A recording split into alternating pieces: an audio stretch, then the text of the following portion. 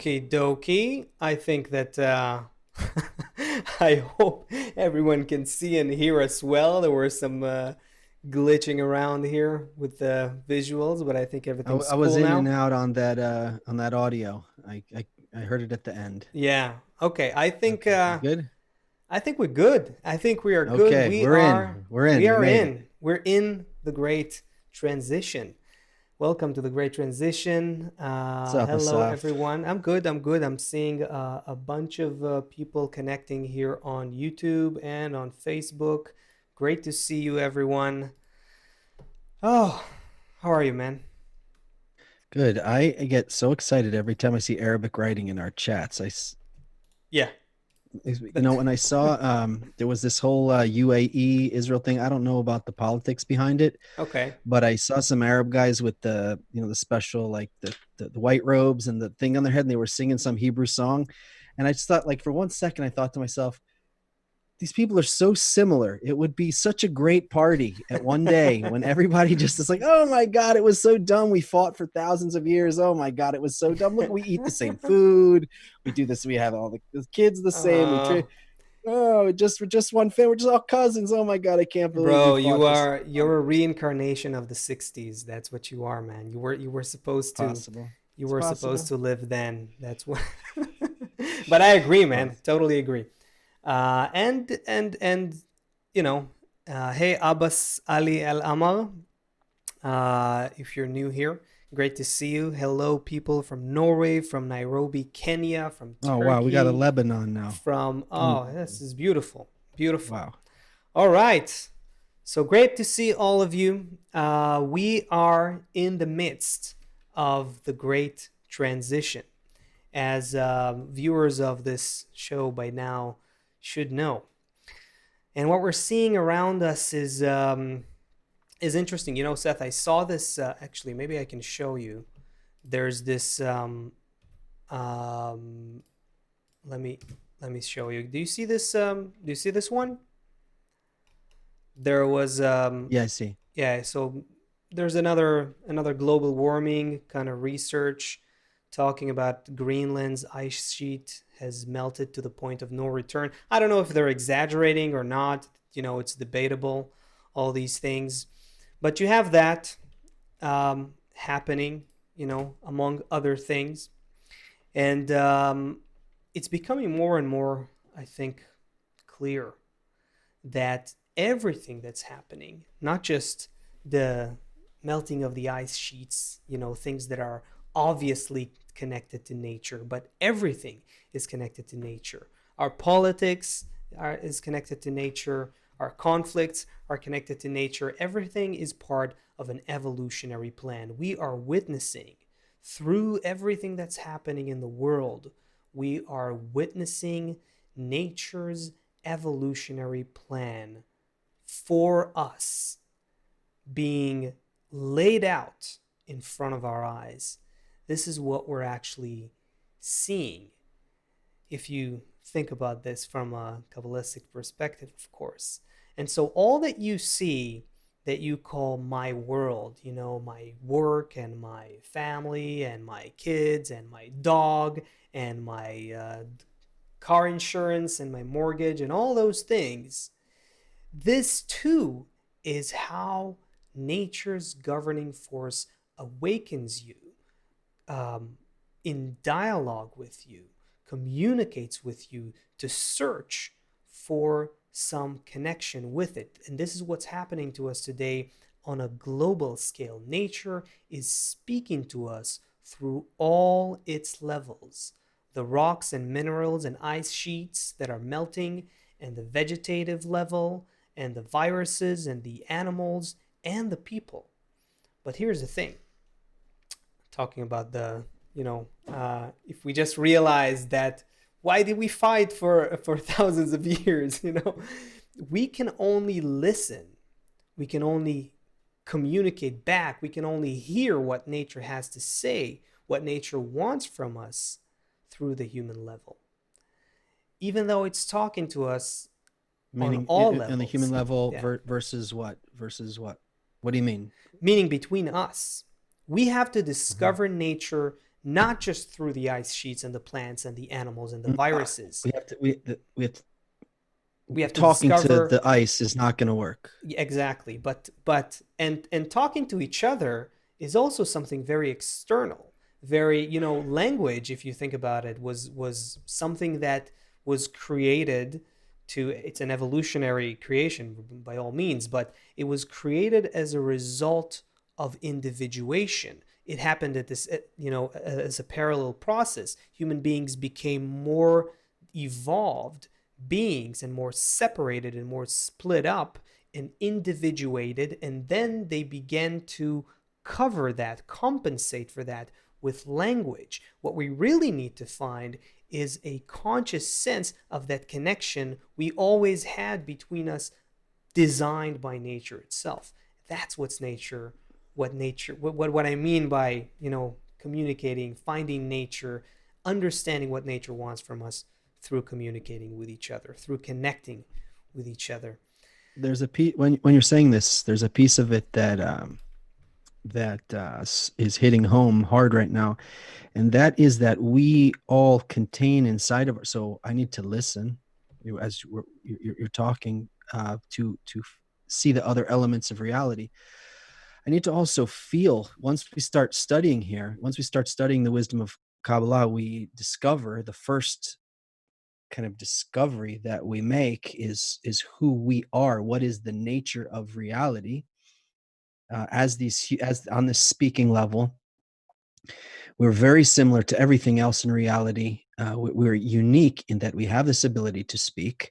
What we all share in common, though, is that we are it's called a will to receive. And so inside of me, I need to identify two levels. We're talking about peace all the time. We're talking about love all the time. We're talking about connection all of the time. And inside of me, I also need to recognize that I have a huge ego. I want what's best for me. And it's too so not only am I listening to the other person, I'm also understanding inside of myself, I'm allowed to, not allowed, I disagree. For example, to bring peace You disagree between, with something, Seth? Come on. to, to, to bring peace. It's not that each person Mm. becomes like we all become just one piece of ice together, or from the 60s or something. We just kind of just all take some drug and float above everything, but that from the balance of these two huge opposites, uh, there is something that's born anew. There you go. The opposites. That's the whole thing. So when we're talking about finding that deeper connection, when we're talking about rising to a level of unity, when we're talking about this great transition that nature has in store for us human beings, we are talking about the increase of that tension at first. The tension between, we're so egoistic, we're so opposite to each other, we're so different from each other, we cannot agree with each other, we are split and broken and shattered to many different factions and groups, and all of us are in this huge conflicting, boiling kind of pot. That's on the one hand. But on the other hand, nature is showing us, you know what? You're in a single system. It's one integrated system. You're all connected to each other. You all depend on each other. Your well being is dependent on each other. You all depend on each other, and yet you can't come together. What I That tension between these two things is exactly where uh, what produces our ability to rise to a higher level. How do we you get what I'm saying here? how do we I how do do we communicate that? what well, let me show you. Let me talk about the opposite of that. What I see all the time is that people calling each other liars, people talking about you're wrong, this party is wrong, that party is wrong, this one is evil, that is, everyone pointing fingers uh, at everyone else as the problem, as if. nature somehow, made a mistake with Hmm. 50% of everything that nature created. Like, as somehow, like, I was born and I now understand, what nature's plan is, and I decide, that I'm right, and so that means all of you are wrong. Nature made a mistake after billions of me, in my 40 something years, I Hmm. know better than what nature did for the last couple billions of years through uh, this intricate and delicate development of reality, and I am determining that 50% are just wrong. Get rid of them. Uh-huh. Uh, Instead comes the wisdom of Kabbalah and says, nothing should be eradicated in all of reality. In fact, you don't need to change either. You're right. You're fine. You want to be a communist? You want to be a fascist? You want to be whatever you are? Nature says, that's how I made you. I developed you through many generations. You climbed down from trees. You started to study books. And now you're like that. And you over here, you want to be a capitalist or whatever you want to be over here. Okay, fine. I also made you like that. Now comes the Kabbalists and say, okay, how can we, from all of these different parts of the body, come together and form a superhuman, a super creation that takes into account everyone and all of their qualities and doesn't just erase or kill or wipe out Hmm. or just shut down, right? You turn on the news and it's just basically like, who's got the more clever comeback, or who can shout louder than the other one, or who can silence the other one with the most witty comeback. And or cancel culture we have here. I don't know if you have it in Israel, but here it's like some actor, Much you more know of a it's much more of a US thing, that's for sure. Okay, Yeah. so 20 years ago, some actor made a joke about a woman, said something racist, and every movie he ever made is canceled. Now, it doesn't mean that he was correct in what he did when he was 20 years old at all. But what we're saying is, that a store, this guy votes for this person, we cancel his store. This guy supports, thinks that, something about abortion or whatever, we don't shop at there. Everything is like just cutting out big huge pieces of reality, instead of saying, how can all of these parts somehow find, what is that really famous, Come the together. really famous, No, that's the whole point. We're cutting out the pieces that are supposed to come together. We are trying to push away an inevitable integration that needs to happen. However, that this is what I'm trying to add here, though, is that the resistance itself towards the integration is important, is natural as well. It's part of the natural dynamic. Anyway, what were you going to say? I think. I don't remember already, but Okay, so Lisa, let's. oh, you want to go somewhere with this? I think we'll bring our guests. We have a Let's do it. wonderful Let's do it. I see guest, the and questions are starting to come in, so keep them coming, Lisa. I see your question. Um, okay, everybody, keep keep them coming the in. questions coming, and also you'll be able to send some questions in the direction of our great guests, which I'll introduce in just a second. Also, tell us where you're from, where you're watching from, as always, so we can put together the global check somewhere in the show. We're gonna have in a second Dr. Guy Itzchakov. He is an expert on something called high quality listening or empathic listening, High quality and what? yeah. We'll talk about that. We'll talk about that and the effects of that. And he's an assistant professor in psychology in Haifa University, and he has some really brilliant science that he's doing on this topic of listening. So we're gonna listen to him talk about listening and ask him some questions about it. And you know what? It actually fits the bill exactly with regards to what we're just talking about. Hello, Guy, how are sir. you? Good, good. Thanks for having me. All right. All right. We hear you well. We see you well. Now we want to learn a little bit if we can actually listen to you Uh, correctly. this will be a cha- this will be a challenge. It's like when my wife says, "You study listening, you." But there is a sentence about that we research what we don't have. So I will try to summarize what I learned in about 10 years in 1 minute. I've been studying the effects of being listened to. How do speakers who experience attentive, supportive, non-judgmental listening change? What are the psychological processes that occur within them? What are the organizational effects? For example, what happens when you train your employees to be better listeners? How does it affect your relationship at work? Things like burnout and commitment to organization. And I'm also teaching a seminar about listening in my University of Haifa.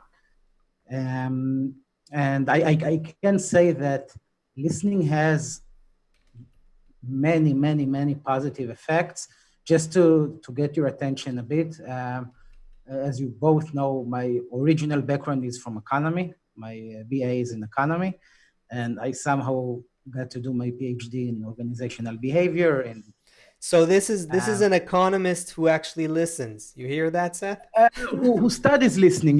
One can argue we actually listen, but trying to. So, for example, you know that the relationship, the association between listening managers, listening to employees, is stronger, is 13.5 stronger than the association between pay and satisfaction at work.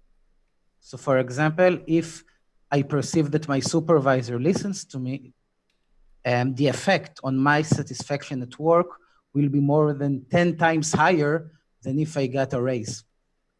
That's big. That's big.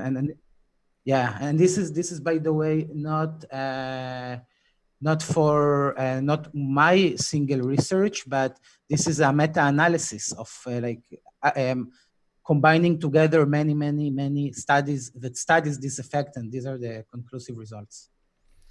So, okay. So listening is super important. I get that. Let me just clear something out of the way here. You are an empirical scientist. You do some really good, hardcore, rigorous science on listening. How does one even go about studying listening? How do you measure that? How do you quantify that? Can you just tell us a little bit, just so we can get the hang of what you're doing? Yes, so indeed, I'm what's called a quantitative researcher. I work with stats. I collect data. I have a laboratory where I have research assistant and thesis students, and that conduct experiments. And I will give you an example. In one of my studies, we brought students to our laboratory that participated they need to participate for course credit in our experiments. And we divided them into roles. One was the listener, one was the speaker. The speaker was giving instruction to talk about his or her attitude about universal basic income, which was a big issue back then. It was about 3 or 4 years ago. And I would argue it's still a big issue. Yeah. Then it was, in its prime. So it was okay. something that people talked about. So, and we wanted to see what happens when people are distracted when they listen. For example, we are, like Seth now is looking at his smartphone, and you might be checking your emails now. And we have all these tiny distractions that we think are harmless, but really affect the quality of the conversation. So what we did was, behind the speaker, only visible to the listener, we programmed our computers, our computer screens, to flicker really fast in black and white, like 100 times a second, meaning that we prevented the listener from maintaining eye contact with the speaker. So for example, I would be talking to you, and behind you in the background, I would see like flickering lights, meaning that I cannot look directly at you. Every few seconds, I need to look away. And then we had some surveys, questionnaires. We asked them about how they felt, felt that they were being listened to. We asked them about their social anxiety, their clarity with regard to the content they shared. So this is one example of a study we did. We then replicated it with smartphones. So this is how we do studies. We do like experimental manipulations. We give conditions, and then we have surveys that people, answer. They rank the extent to which they felt X or felt Y or their thoughts. So there are many ways to do quantitative research about listening. Oh, so you're basically treating people like sorry for the for this description, but like lab rats in a sense. Not harming them or anything, but you are examining their responses to various interventions, and you're measuring the results, and you get all kinds of interesting data from that. Yeah, this is true for all behavioral science. Right. So we need the data, and our focal point is people. We study people. So in order to study people, you need to have people interact, or people do all kinds of stuff, and then measure how it affects them. Okay, let's go to one of your experiment studies. It's actually, I think it's several studies, right? This paper talks about it's one of your recently published papers. It came out just now, right? The paper about prejudice. Yes, can high quality listening. Let me put it up on the screen for a second for everyone to see. Okay, hopefully you can see it now. Can high quality listening predict lower speakers' prejudiced attitudes? This is something that was just recently published, right? Yeah. It's just explain what that title means, but in very simple language. There you go. Basically, when people have prejudiced attitudes, some I don't have prejudiced attitudes. No, of course. Way. Except hey, wait, I don't have. And no, but there is most of the attitudes are implicit though. But people have all kinds of, let's say, biases. We call it biases, negative biases towards certain groups, based on experiences in their life, or can be based on nothing. But most people do have it. This is what research showed. And in this paper, so the title basically, per your question, means if you share with me a difficult attitude, like a bias that you have toward a specific group, and I really listen to you, meaning that I ask you good questions about it. I reflect about what I heard that you said. You feel that I'm not judging you. Can this process make your attitude less prejudiced? This is basically what the title means. Wow. And this was a project, and I should note, without any persuasive attempt by me. Just to make sure I understood, you're asking the question, if I feel like I am listened to, and I'm also listening to others, or just listened to. So if when you feel listened to, merely listen to in a supportive, thoughtful way, without hearing any persuasive attempt by your conversation partner, right? Will this be enough to modify prejudiced attitudes? And this is big. In order to do this, I need to go back to 1974. And in 1974, there came out a seminal work that is called the boomerang effect. And the boomerang effect is something you talked about it before I came in. I heard your conversation about how we try to convince people to change. So the boomerang effect talks about a phenomenon that where you try to persuade or to argue with someone that she or he is wrong, their initial attitude will become stronger. You actually bolster Got it. your initial attitude. Why? And the process is because you increase their defensiveness. So if Seth and me are arguing, and Seth perceives that I not only disagree, but I'm saying, no, you're wrong. This is the truth. And then I start talking, Seth will not be listening to me. When I'm talking, he will be thinking how he responds back.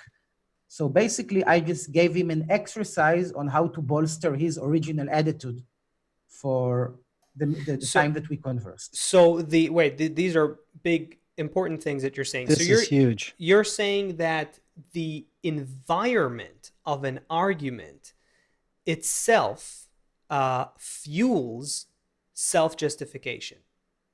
Yeah. This is something that is well known in the ego defensiveness literature. And this has also neurological. I know that you're not a neuroscientist, but this would have some neurological findings as well. This is something you could see is happening in people's brains too. Would you assume that? If I were smarter, I would be a brain scientist. But I do think that there should be some evidence about people exhibiting greater anxiety during arguments, during disputes, and we know this from physiological measures. The thing is why it happens. Why does it happen? This was and also let me add just throw in another question here. I can think about myself in an argument. Sure, of course, you want to win the argument. I want to win the argument and so on. But I can see that situation where I'm aware of it, where I'm aware that I want to win the argument and therefore I'm being fueled to self-justify. Does that happen unconsciously as well as consciously? Do people feel that this is a process that's happening to them, or they have no idea? I think we need to distinguish between unconsciously and subconsciously. There are two different levels of awareness, but people are, I think, they're accustomed already to this process, so it becomes a habit. So, like, to answer your question, you do not need to invest effort. It's now one of our instincts. It's like when someone attacks you, you defend. So when you know that you're in an argument, you're automatically trying to win the argument. And you think by the way, you think you're winning the argument. You're actually losing the argument because you're losing the person. It's basically everything we see in the television, in the news. It's everything we see in politics, and it's probably everything that's going on in almost every home.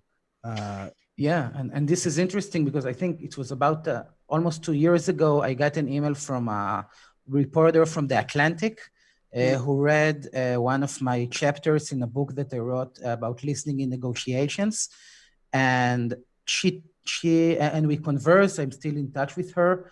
She's a unique person for a reporter because she became aware how she and people in her profession don't really listen. So she told me that we interview people in order to get specific stuff that we want out of them.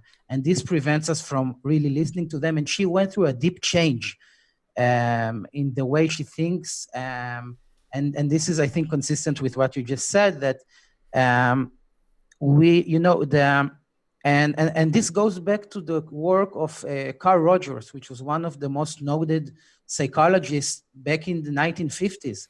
And Rogers argued, based on his observations, that, and this, by the way, was the motivation for my dissertation, for my doctoral dissertation, to provide an empirical test for Rogers' argument, which were mostly in a clinical setting or theoretical.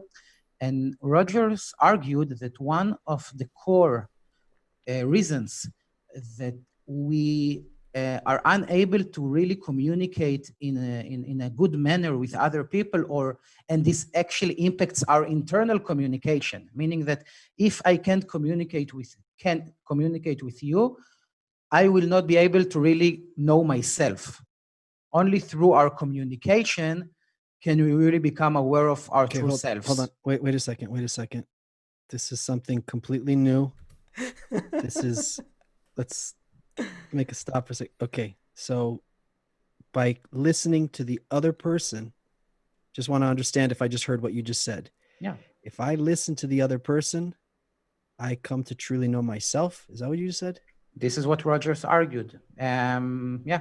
And this is, by the way, one of the enemies. Okay, slow down.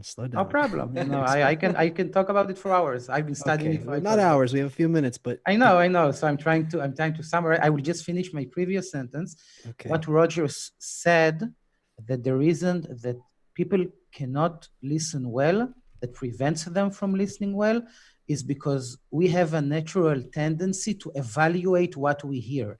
And this is, I think, the automatic process that Asaf talked about. So when you talk to me, we can hear, the average person can hear about 125 words a minute, but can listen to 250 words a minute, meaning that we have a capacity to listen twice as much as the content that we hear. There is a sentence saying we have 2 ears and 1 mouth for a reason.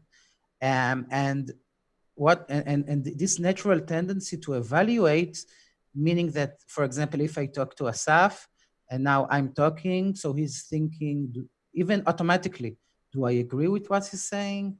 Do I disagree? What will I say back? How will I look when I reply back? And these thoughts or evaluations prevents us from really achieving good communication with the other person, and in turn with ourselves. So there is a lot of depth into it. I saw it on a study I published in 2017, that when people felt listened to, when they spoke with a good listener about several attitudes, this includes the studies that I mentioned before, their attitude became more complex and less extreme, meaning that they became aware of other parts in their perspective that they did not report about before. Again, without the listener providing any persuasive attempt. This is a change that comes within. So, of course, I'm not saying it applies to all attitudes, because some attitudes are stronger than others. I do believe, though, that it depends on the dose. So, for example, in my experiment, we can only have like 10 or 15 minutes of listening, which is a lot. You can ask my research assistant. It's very difficult. But if you will have someone listen to you for an hour or more, you might see a bigger change. But I do need to put it in boundaries, that it's not every attitude, that it's not like, I need to be consistent with the findings.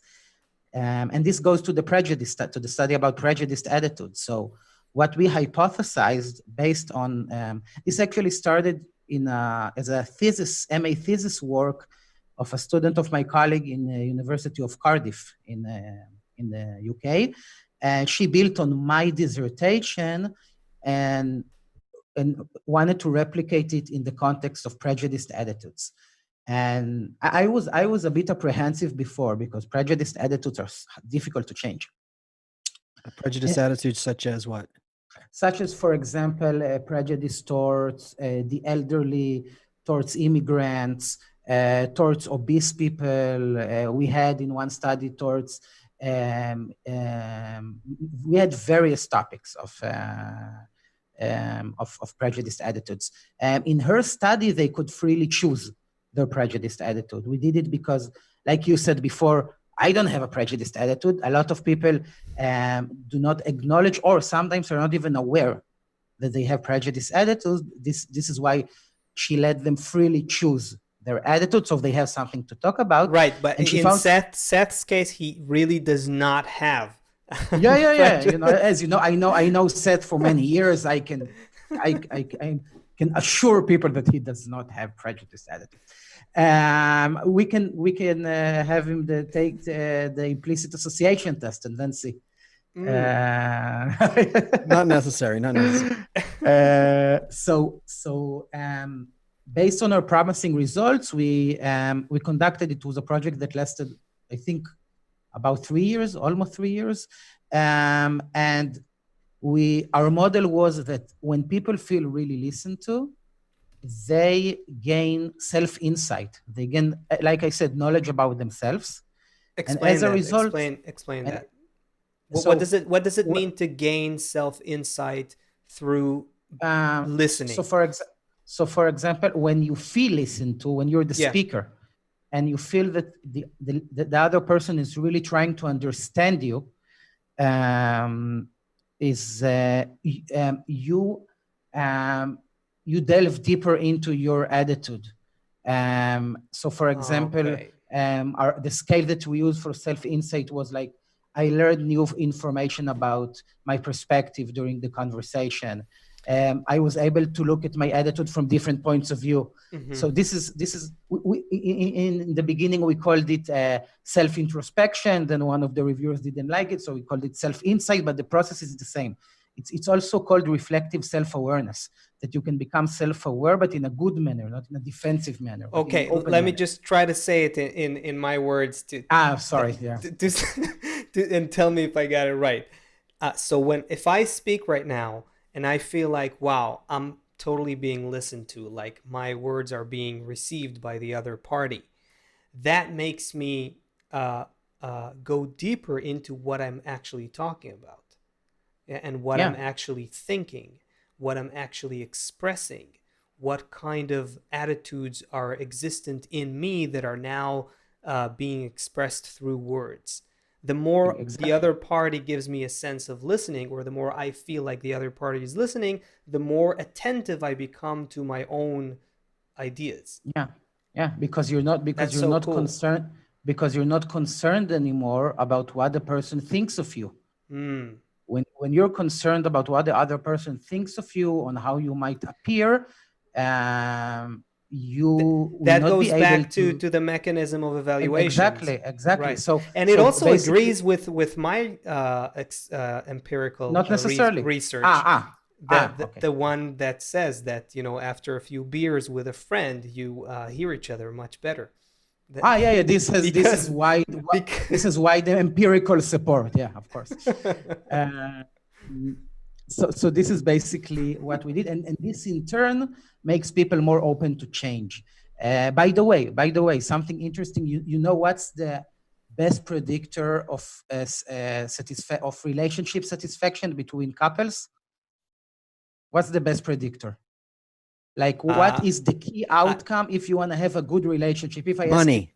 Money, okay. And if Asaf, if I ask you wife, which I know, and I ask her, rate what is the most important quality in a marriage. So interestingly, and this has come from relationship research, the most important ingredient of satisfaction from a romantic relationship, is the extent to which each partner feels understood. The more your partner feels that you understand her, the more satisfied she will be. So it's almost like money, Seth. It's almost like money, but and this is like listening. So people have a core, and this is really a core need to feel understood, to feel that this person gets me. This person gets me. Like he can see right through me. And this again, according to Rogers and many studies I conducted, frees people from many defensive mechanisms that they have. And when people relax, they become more broad in their thinking, in how they see the world. Because when I can take the opposite, when we are in a stressful situation, and this is a biological and an evolutionary perspective, when we are in a stressful situation, our focus narrows because we have to to defend. So like survival instinct, when that kicks in, I see less, I think less, I hear less, because I'm only focused on getting away from a saber-toothed tiger. And this happens even today in modern life when there is no tiger that's chasing me, right? Yeah, there is a tiger. There Right. is a tiger, but the tiger is between us. In a The different tiger shape. is Yeah. between me and you. That if you feel that I'm judging you or in a negative Yeah. attitude towards you, you feel the tiger between us, and you're trying to defend this tiger, and then you're blocked.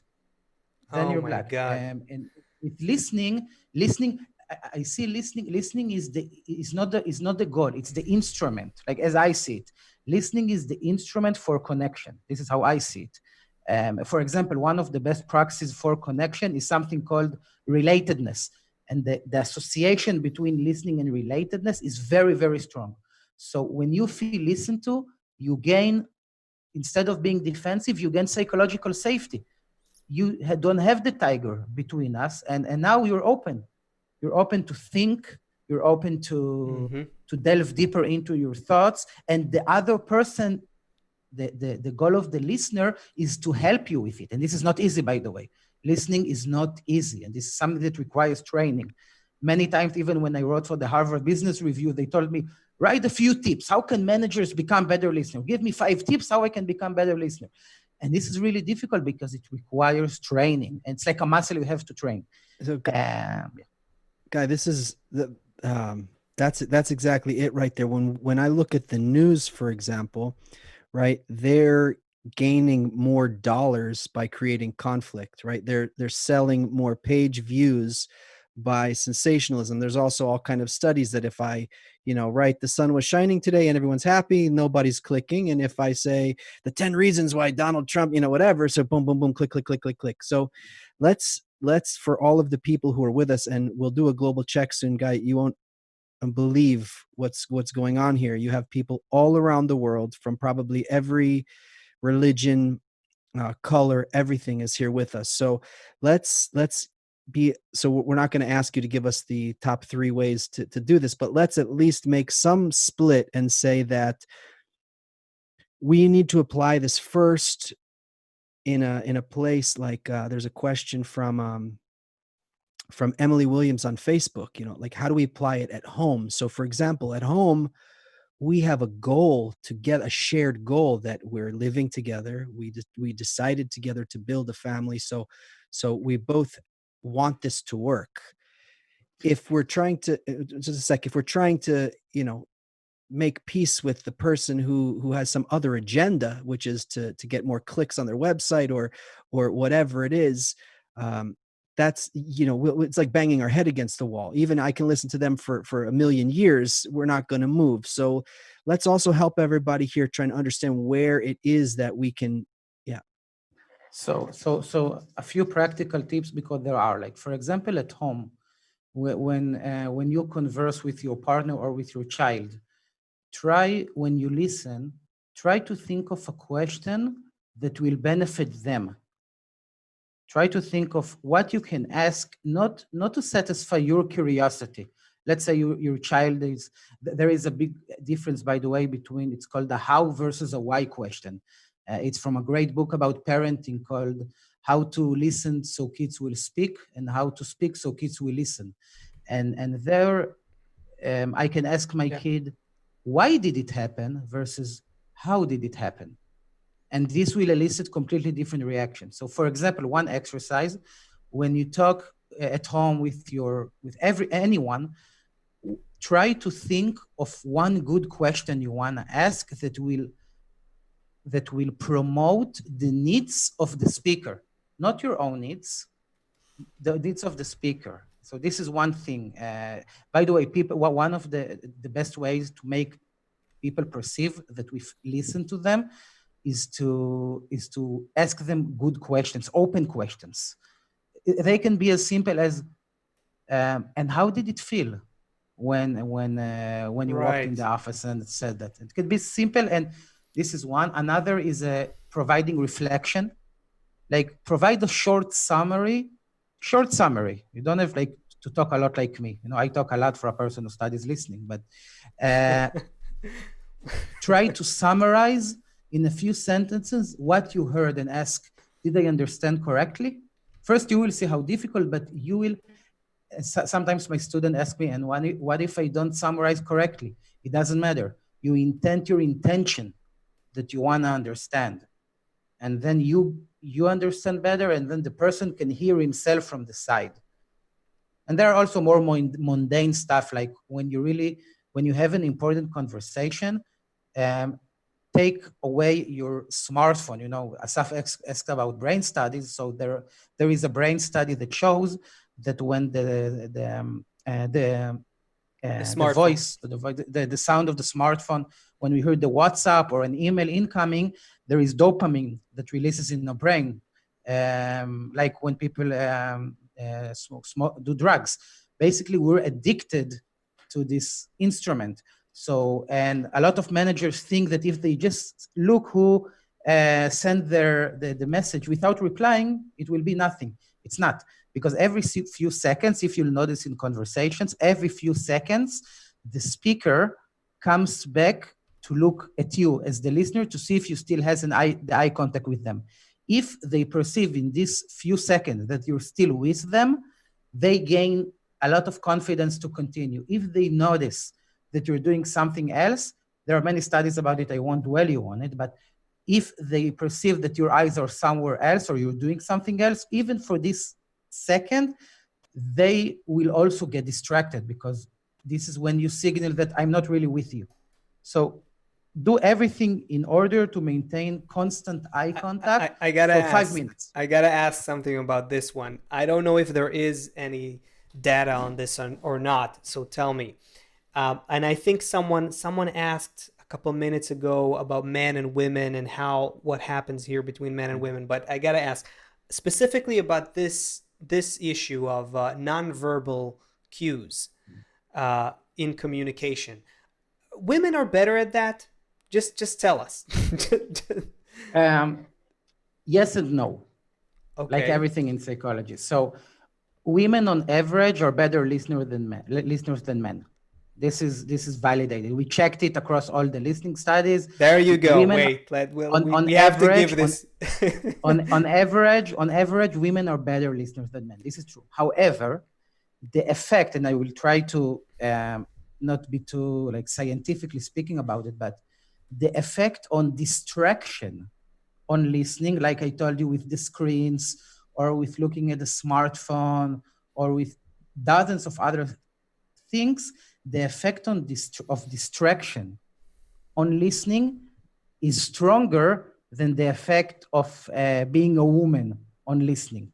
Meaning that women also, and I get this question a lot, so women are more multitasking, so women can listen and check their emails and cook at the same time. The effect of distraction is stronger than the effect of being a woman with regard to listening. So also women, the listening ability of women is impaired when they are distracted. So this is why the yes and no. Guy, we have a bunch. So we have many people who are asking questions, and if we can get to some of them, I think it would be really helpful. Yeah, you're right. First, let me tell you, bunch of questions here. Sorry, guys. This is yeah. Go ahead. Let me tell you what's going on here. We have friends who joined us from Lebanon, Nairobi, Kenya, Los Angeles, Argentina, Mexico, Ethiopia, Poland, Manila in the Philippines, Iraq, Tennessee, Germany, Boston, Toronto, London, Bergen, Norway, Italy, Colombia, New York City, Guatemala, Quebec, Miami, India, Switzerland, Brooklyn, Ukraine, Philadelphia, Russia, Florida, Puerto Rico, Ohio, New Jersey, Uganda, Northampton, Sweden, Portland, Oregon, St. Louis, Missouri, Bursa, Turkey, did we say Nigeria, Houston, Texas, and Portugal. So there's a lot of people listening. Yeah, I think we broke a record there or something. That's unbelievable, everybody. This is such an incredible field of connection we're making here. So Azral Sherish on YouTube has a question, and let's try maybe we do short answers, and we'll try and move through these. So how do you create psychological safety for a person who's been through trauma? Wow, this is a good question. So this is not easy. I will say that one of the enemies of listening is called secondary trauma, that people are afraid to listen to traumas because they fear that the trauma might be contagious. Like if I talk about something traumatic that happened to me, it might elicit some traumatic events for you. And this is why in many cases, a lot of people do not want to listen to traumas. I would say, based on current research that we're trying to tap into this question, it depends of the attitude. We call it listening attitudes. It depends on the extent to which the listener thinks that merely listening to the trauma without providing advices, but merely listening in a good way will help the trauma. This is called listening attitude. If the listener had a strong listener attitude, it's still an ongoing research, but he should be more good in listening to traumas because it requires a lot. But the core is believing in the power of listening. If you don't believe the power of listening, especially in trauma, it's not recommended that you try to do it. You as a listener will shut down. This is like, this is a huge topic, by the way. This is a huge topic. I can't hear you, Seth. Okay, so Sheila from Nairobi is asking, do you study people or you get to know them? I wish I could get to know all of my participants, but our average experiment is about between 100 and 200 participants. So we, like in other behavioral science, we're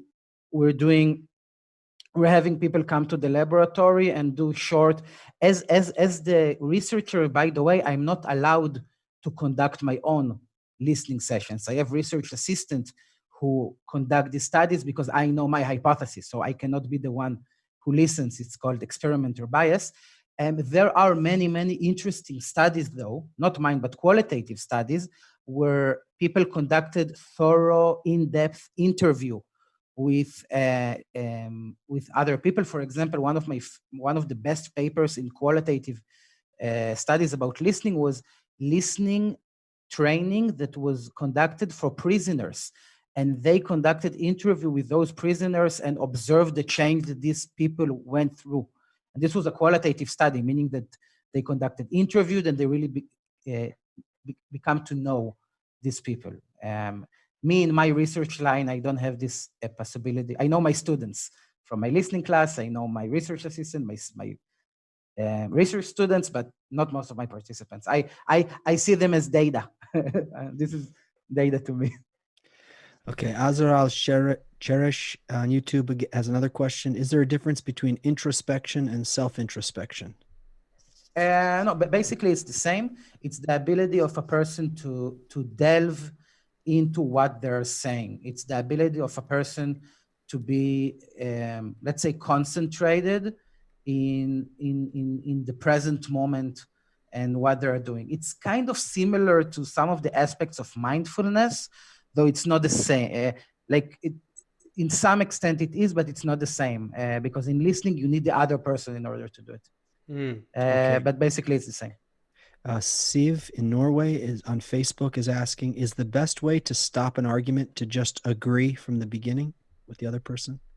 I don't think so. I actually now I'm working on a study that to do an argument, I think the best way this is a difficult one. This is a very difficult one to implement, is to note how you respond. There is for example, when you attack the message, don't attack the person. Because if you just agree, you might seem disrespectful, because people can, even though listening, we didn't talk about what is listening and the definition, but people perceive listening relatively holistically and quickly. They know if you're really listening to them or not. If she merely agrees with a person, they will probably perceive her as inauthentic. The best way, when she replies, try to avoid sentences like "you're wrong" or "what you says is nonsense." Try to focus, attack the message, not the person.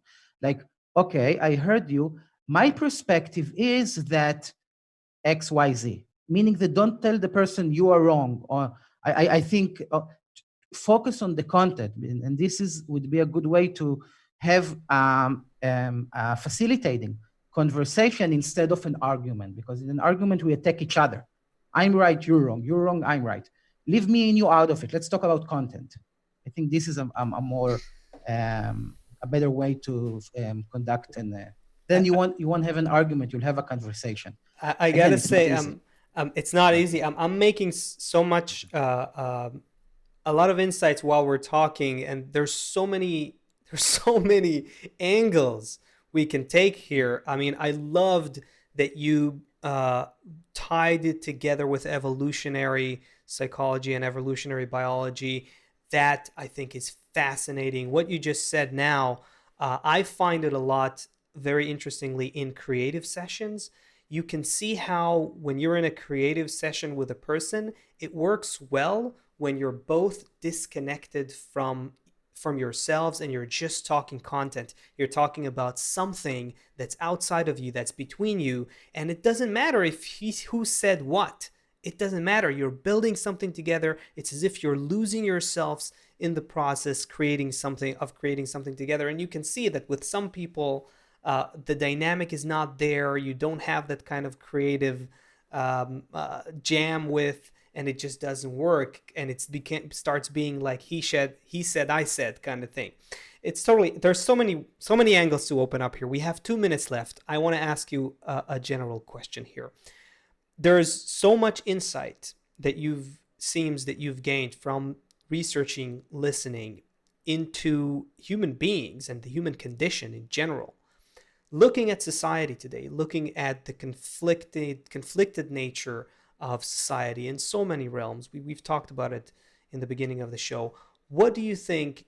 What do you conclude that needs to be done on a social scale, even a global scale, in order to make us, more connected humans, better humans, etc.? Yeah. There are sentences like, if you want to be a successful businessman, start by making your own bed. So I'm thinking, for me, if we would implement, I'm thinking about listening sessions in school, as part of our education system. Even, by the way, like in business schools, no one teaches listening. We teach speaking. We teach speaking with confidence. No one teaches listening, and even though it's the most high valued skill at the workplace, and I would start by starting from early, from the first grade till to adults. Teach people how to listen to each other, because again, it's a muscle that we have to train. And I think, and I'm starting. I'm not. I'm not. You know me. I'm not a philosopher. I'm a practical person. If we implement more and more sessions about listening as part of our education system, we will facilitate better conversation and consequently better connection with people between one another. And this is a skill that I think in our present, in our current, in our world and our society is a crucial one, because I think we completely, in many situations, we completely lost our ability to hear one another. And we need to teach it. It's no one teaches it. Like my kids is starting the 3rd grade. No one taught her anything about listening. They say listening is important. Yeah, but it's like I will tell you, it's very important. In order to be a good team member, you need to be collegial. You need to be in good spirit. Yeah, that's fine. But how do you do it? Mm-hmm. So this is something I would start like a small step, which will be a big step. Guy, for sure, we're going to have to, excuse me, we're at the end. We're going to for sure have to have you back here. Andon Khrushchev on Facebook. We see your question. We just ran out of time. This seems to be, we got a vote here. You're already in the top 10 guests ever on the show. This is very important. We don't have a team of producers, by the way. That's why you keep seeing Asaf and I breaking eye contact, because we're trying to manage things here. Yeah, we're looking at YouTube, looking at Facebook, looking And at Bright is broadcasting trying to take software. care of everybody also, and it keeping us in line as well. So for sure, we're going to have you back in. This is so important. It's something so practical. It is on the ground, spiritual concepts, but in a very practical, real way, that by connecting with you who are different than me, I start to discover myself, and I find out that I'm actually safe. I can listen to you, and I'm not going to die. And actually, everything is gonna become, the air is going to change between us. It's wonderful. As we leave now, everybody, we just had an event this yesterday, I think, or over the weekend, where we had, I think, 100,000 connections, but specifically together, where we were all workshopping and listening to each other. We had 5,000, I don't know, seven. How many people were together? Yeah, at least 5,000 connections. So in some connections were more than individuals. So at least Yeah. 5,000 individuals all over the world connected for 16 hours, something like that.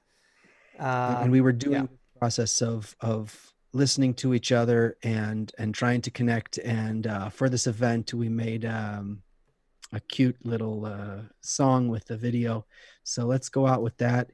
And Guy, Dr. Guy Itzchakov, we'll for sure see you back here again soon. Thank you so much for being with us, brother. Thank you. It was a pleasure. We really enjoyed it. And thank you Thank for you, all the everybody, for viewers. Yeah, thank you, everybody, for being with us. Lots of love. Big hug to everybody. All right. Let's watch it.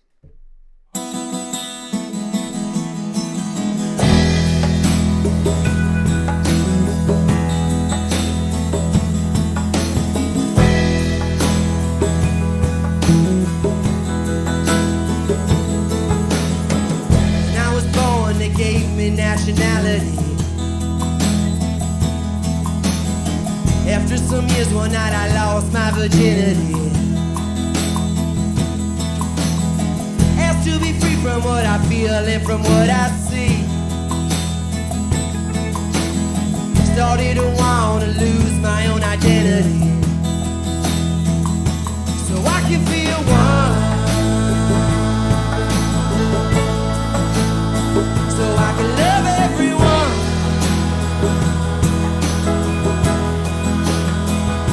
to be with the one, to love everything under the sun, the sun, the sun, the sun, the sun, the sun.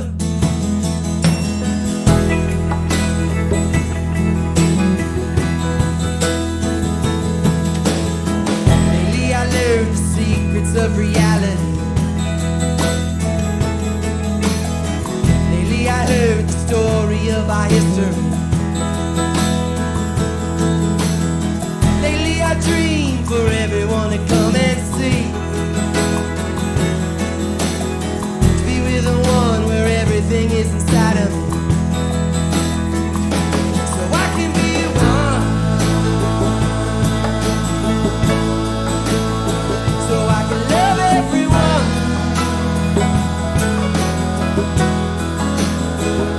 to be with the one, to love everything under the sun, the sun, the sun, the sun, the sun, the sun.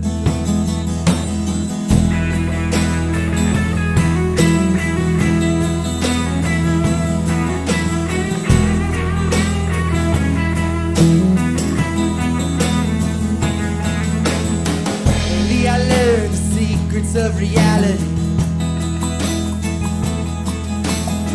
Lately I heard the story of our history. Lately I feel to care for you is to care for me. When it comes true, then we will live in harmony, and we can be one, and we can love everyone,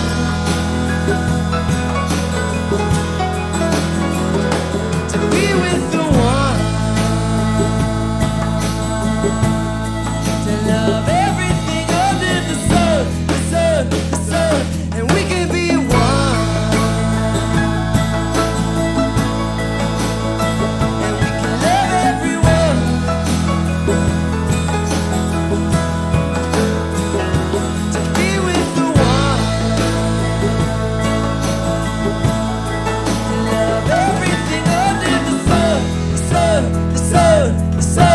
the sun, the sun, the sun, the sun, the sun, the sun, the sun, the sun.